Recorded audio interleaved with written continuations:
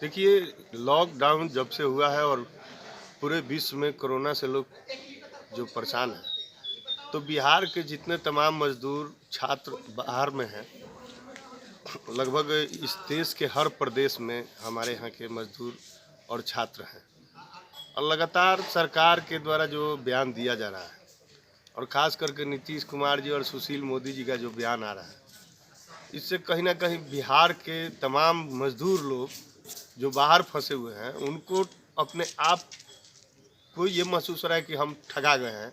क्योंकि ये जिस तरह से मुख्यमंत्री और राज्य सरकार का बार बार बयान बदल रहा है, पहले तो इन्होंने कहा कि हम बुलाने का काम नहीं करेंगे, ना ही अनुमति देंगे। फिर इन्होंने कहा कि कोटा में जो छात्र हैं वो अमीर के बच्चे हैं, तो क्या जो अमीर है वो बिहार के नागरिक नहीं है।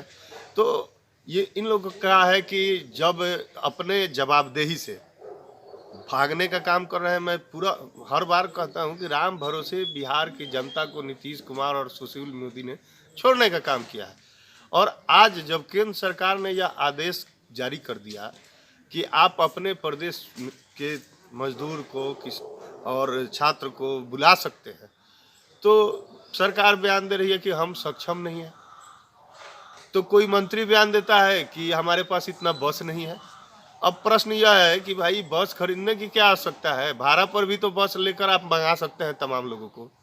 आप हम लोग जैसा आदमी दो चार जो हमारे क्षेत्र के मरीज लोग थे, जिनका इलाज के लिए बाहर गए थे और फंस गए थे, तो उनको हम लोग वहाँ से परमिशन लेकर वैकल्पिक व्यवस्था करके बुलाने का काम किए। जैसे दिल्ली से ही हम 2 आदमी को बुलाने का काम किए, तो एक गाड़ी का भाड़ा 25,000 रुपया लगा। अब इतना जो मजदूरी कर रहा है, नीतीश कुमार जी को ये मालूम नहीं है कि जो मजदूरी कर रहा है उसके पास 25,000 भाड़ा कहाँ से आएगा कि वो वहाँ से यहाँ आएंगे। इसलिए ये सब टाल मटोल का भाषा छोड़ के सरकार को एक नीतिगत फैसला लेना चाहिए और जो तमाम हमारे बिहारी भाई पूरे देश में फंसे हुए हैं उनको अविलंब वापस बुलाना चाहिए और सरकार को व्यवस्था करना चाहिए इस विषय पर। देश छोड़ाने से काम नहीं चलेगा और विषय को टालने से काम नहीं चलेगा। बिहार की जनता ये देख रही है कि इस कोरोना में आपके द्वारा क्या किया गया है। जो केवल स्क्रीनिंग कराया जा रहा है गांव में और लगातार मरीज निकल रहे हैं, इससे साफ स्पष्ट हो रहा है कि यहाँ पर कोई व्यवस्था नहीं है। आज तो स्वास्थ्य मंत्री का भी बयान हमने देखने का काम किया पेपर में कि हम अब डोर टू डोर चेक कराएंगे, पीएचसी के माध्यम से मॉनिटरिंग होगा और जो बाहर से लोग आएंगे उनके लिए पीएचसी कंट्रोल करेगा, वहाँ से इलाज कराएगा। अब हमको नहीं पता है कि आपको नहीं पता है पीएचसी कोई बिहार के किसी भी पीएचसी में डॉक्टर है कि हमारे क्षेत्र में लगभग दर्जनों पीएचसी है, एक भी पीएचसी में कहीं डॉक्टर नहीं बैठता है। मैं ये दावे के साथ कहता हूँ। आपके पास तो जो रेफरल अस्पताल है उसमें डॉक्टर का अभाव है, सदर अस्पताल है उसमें डॉक्टर का अभाव है, और आप बात कर रहे हैं कि पीएचसी का डॉक्टर से हम इलाज कराएंगे। ये झूठा आश्वासन देना बंद कीजिए और ईमानदारी से इस कोरोना के विकट परिस्थिति में जो लोग फंसे हैं उनको अविलंब सरकार के तरफ से व्यवस्था करके बुलाने का काम करना चाहिए। नहीं तो जनता देख रही है। और सुशील मोदी जी, आप बोल देते हैं कि हमारे पास संसाधन नहीं है, तो इसका जवाब आपको देना पड़ेगा।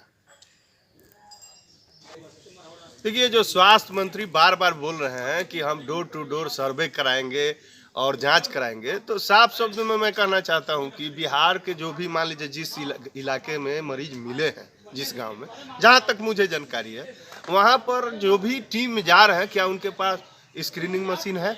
नहीं है। एक का दुका किसी टीम के पास है, बाकी इसी तरह जाते हैं लोग और दीवार पर केवल वो नोट करके चले आते हैं कि हमने आया और यहाँ पर विजिट करने का काम किया। और इस रिपोर्ट के आधार पर अगर सरकार दावा करती है कि हम सर्वे करा रहे हैं, जांच करा रहे हैं, स्क्रीनिंग करा रहे हैं, तो ये सरासर झूठ बात है। इस पर भी आपको कब तक इस तरह मान लीजिए लोगों को भरमा कर कि ये हो रहा है वो हो रहा है। हकीकत यही है कि गांव में जो भी स्क्रीनिंग हो रहा है केवल कोरम पूरा किया जा रहा है दीवार पर लिखकर। इसलिए इस पर भी गंभीरता से सरकार को विचार करना चाहिए। और हम नहीं समझते हैं कि जो आशा दीदी जीविका जो भी लोग हैं ये लोग प्रशिक्षित है और इस काम के लिए, उससे ज़्यादा तो हमारे गांव के जनता जो है वो प्रशिक्षित है कि वो अपना बुखार खुद चेक कर ले रहे हैं। जिसके कारण ये लोग रिपोर्ट बना के भेज रहा है, हकीकत ये है।